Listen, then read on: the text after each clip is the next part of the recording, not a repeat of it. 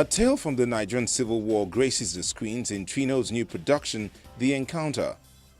Although the short film is woven around real-life characters from the Biafran War, it simply told a fictional story.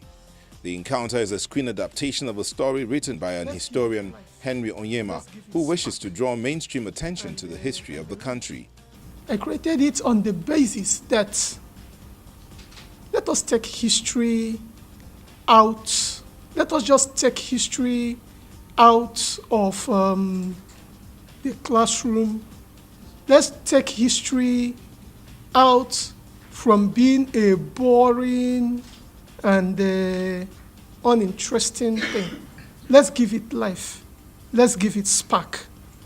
And I believe that, in a nutshell, is what the encounter is all about, making our history an interesting one.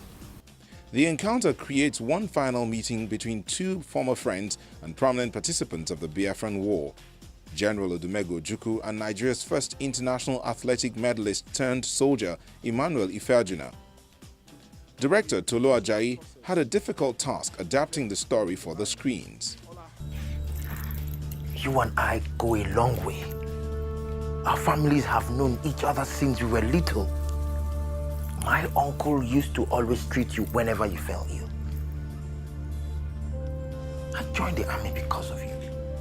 The first Oxford man in the military. I found out that there isn't any record of Emmanuel Ifeajuna. As a matter of fact, we managed to find in the footage of him actually making the jump. It took me several hours on the internet. I went through all of the BBC reels. I ended up finding it in some obscure corner of YouTube. The Canadian Film Board kept records of it, and his name wasn't even there. So when you do see the film, and I encourage you to make sure you watch the film, you will discover that there are only 2 photographs of this. Most people can't even make a connection to our history and some of these people that played a part in the history. And it's important that we know the history, whether it's in one direction or what people have said. If anything at all, the film will enable us to go back and make up our minds what he was, as opposed to distorting history. He casted relatively young actors in the film, including Amarachukwu Ono, who played Emmanuel Ifeajuna, and Gregory Ojefua, who played the Biafran general Ojukwu. Embodying the historical character of Ojukwu was challenging for Gregory, both intellectually and physically. The plus-size model, voiceover artist, and actor had to mimic Ojukwu in speech and mannerisms.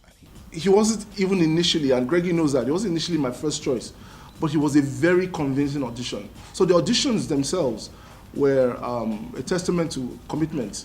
So people that actually got into the film, and it was a really tough choice, but really people that were strong. And quite frankly, I'd called a lot of, I worked on tinsel, so I had a couple of friends, and I asked, do you want to come try for this? It was difficult for them to be at that level. So I can say it again, I think I'm working with the cream of the crop right now. Stop that nonsense! Acting like a bloody Nigerian. Pick him up, now! Becoming a man of such importance definitely will never be easy for anybody. I had to research, went to the internet, tried to find some old books and all that. One, the way he speaks is not just the usual British accent. He spoke pure Queen's English. So that put me on a spot where, following the time from when I got the script to the audition, I was speaking that way even when I was speaking to my friends, so that I could actually internalize that ability. Then certain motions and mannerisms, the little I could get from the videos I got off the internet, I was able to actually imbibe them too. Also, I called a couple of my uncles who were able to see him firsthand, either directly or on the TV back then, and got 1 or 2 pointers which helped me deliver it. It also, apart from being difficult and challenging, was fun. Because while trying to learn about this person, I realized that he wasn't entirely who I thought he was prior to my research. And I'm happy that aside being able to play such a great man in Nigerian history and African history as a whole, I also have a deeper understanding of this man. In recent times, the headlines have been dominated by activities of some people in connection with Biafra.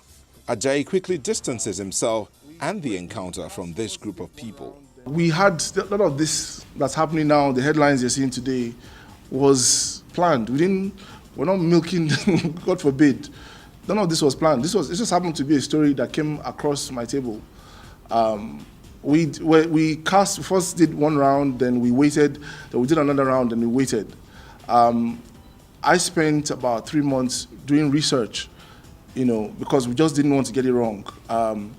And the more you read about the characters, about the people, the actual people, the more information I could pass on to other members of the team. I could pass on to the costume designer, I could pass on to, we had a mood board of how everything should look. So my job is to interpret the material and present it. And if you're a director and your soul is anchored in creating things, you don't necessarily need an ethnic filter to be able to tell the story, if you know what I'm trying to say. So in trying to when I was doing the research, I was able to, for me, find the core of what the story was trying to say and present it, and also pass the information to the many people who also were collaborating with me on this. Basically everyone, for us to actually make the film. According to the fictional account, the final meeting between Ifeajuna, a prisoner of war, and Ojukwu, a Biafran general, changed the direction of the Nigerian civil war, describing both men as true lovers of peace. I joined the army because of you.